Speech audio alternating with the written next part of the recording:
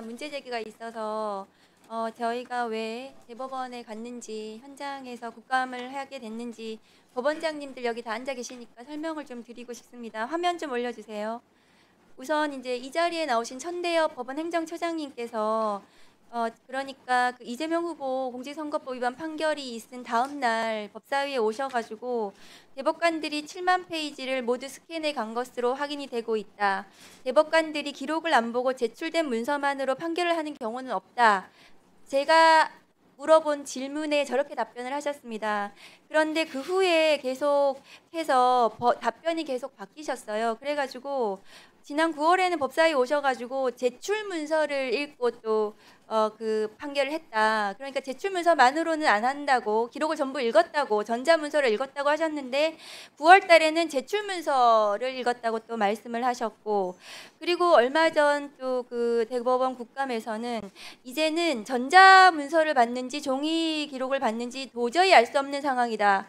이렇게 답변을 하셨어요. 이렇게 저렇게 답변이 자꾸 바뀌어서 우리는 국민을 대리하는 입장에서 대법원에 물을 수밖에 없었고, 현장에 가서 로그 기록이든 종이 기록을 얼마나 복사했는지 그런 부분에 대해서 확인하러 현장 국감을 할 수밖에 없었다.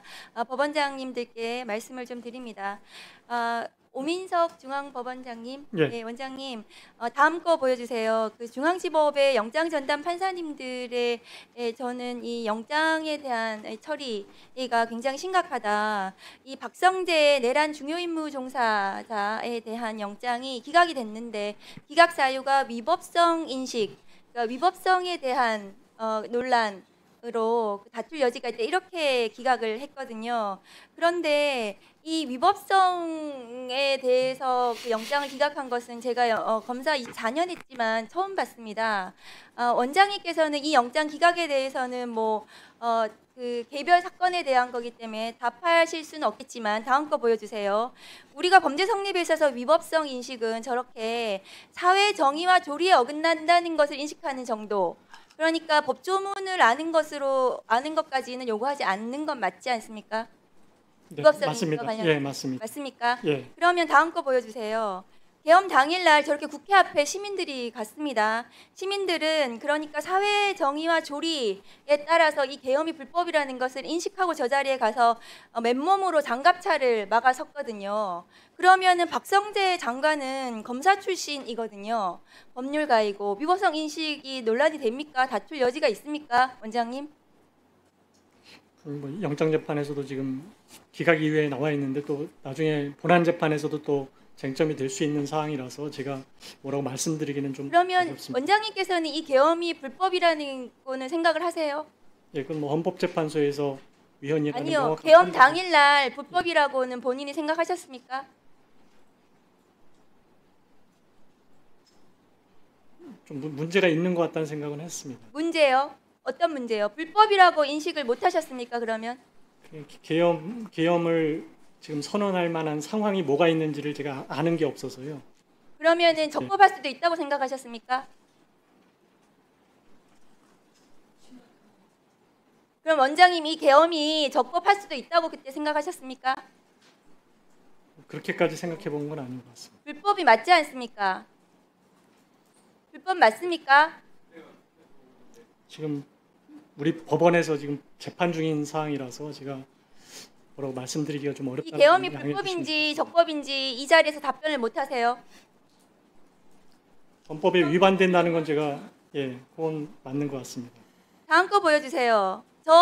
조희대 대법원장이 다음날 계엄 당일날 들어볼까요? 과정에서 혹시 법적 절차를 따르지 않았다면 법적인 문제가 있을 수 있다는 지적도 나오는데 어떤 절차를 거친지 한번 지켜봐야 될 것 같습니다. 그날 법원도 긴급 회의를 열었어요. 법원도 네, 왜 중단해 주세요. 계엄이 만약 자, 조희대 대법원장도 저렇게 말해 절차에 대해서 다시 살펴봐야 된다고 얘기했습니다. 지금 오민석 원장님의 진술 얘기랑 뭔가 괴가 좀 비슷하네요.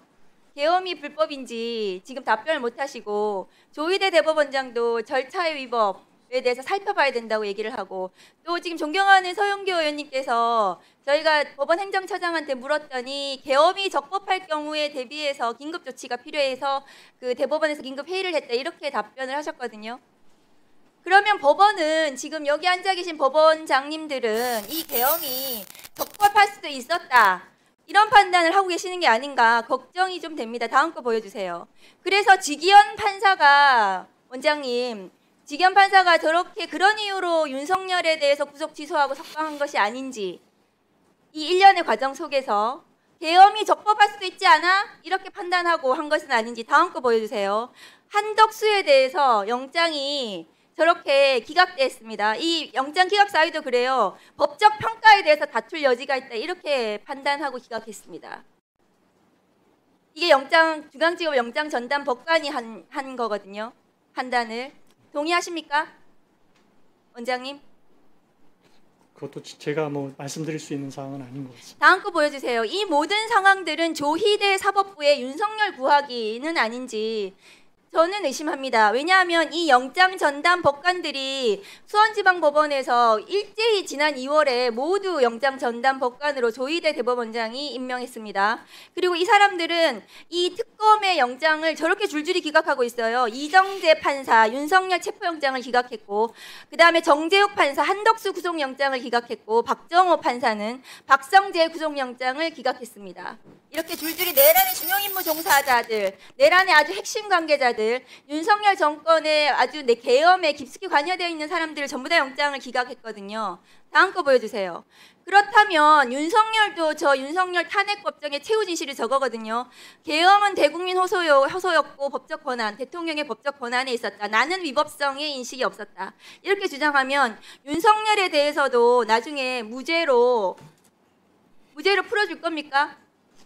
이런 인식 속에 법원장님도 계엄이 적법했는지 불법했는지 여기 이 자리에서 답변도 못하시면 윤석열에 대해서도 무죄로 풀어주실 건가요? 원장님 답변해 주세요. 우선 아까 말씀하신 중에